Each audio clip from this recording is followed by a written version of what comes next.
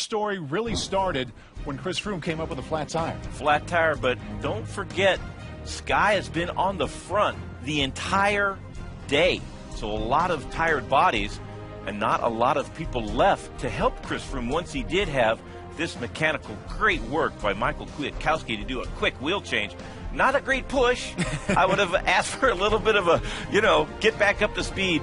And then Sergio Henao came back. He saw it. He was quick to react.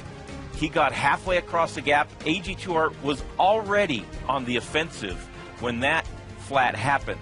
So there's no waiting at that point for anybody in the peloton. Mikel Nieve eventually came back. He got him a little bit further across, and Kirienka, but driving at the front, AG2R. And then finally that man with his jersey unzipped, Mikel Landa, on the wheel of the Italian champion, had to come back after Nieve explodes. Nieve got Chris Froome pretty close. This is the last Category 1 climb of the day.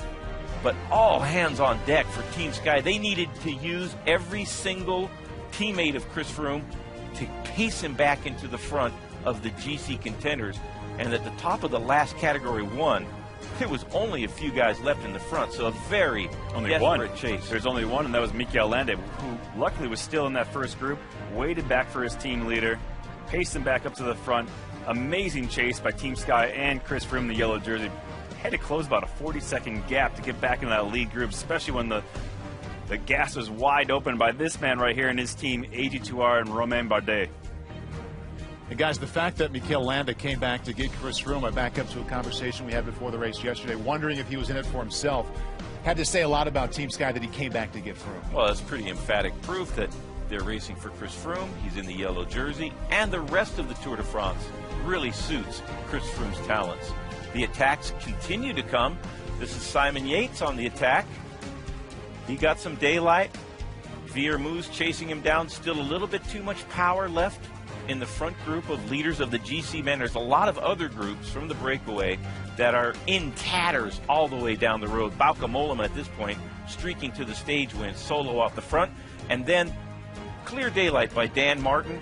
Hits him at the right time and was able to hook up with some of the riders that had been dropped from the original break. Pretty surprised to see them cooperate with Dan Martin. Oh, I'm not surprised at all. Dan's a good guy. He's been around for a long time. And I think that everyone's happy to see Dan doing as good as he really is, especially after that crash that he had with Richie Porte. You have to think, if he wouldn't be in that crash, he might even be in that yellow jersey right now. Okay, a lot of coulda, woulda, shoulda, but Dan's riding fantastic, battling against injury. If anyone saw the video of him trying to get back into his team bus, you see how much pain he is going through, especially when he gets off the bike. Obviously on the bike he's doing pretty good though still. He said if he could get through the Pyrenees and this weekend, watch out for him in the Alps. Obviously he's coming back on serious form. We're looking for big things from Dan. Up to the line, Chris Froome mad dogging it for really no apparent reason whatsoever, sprinting to the line.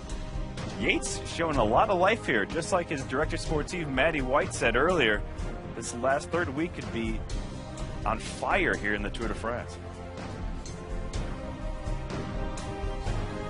See the leaders, the top four in the overall standings coming in together. No movement there. Christian talked about Dan Martin. He's responsible for the only move. He jumps into 5th place. He's now 112 back. Mikel Landa falls behind him at 6th, played a big role in helping Chris Froome remain in yellow.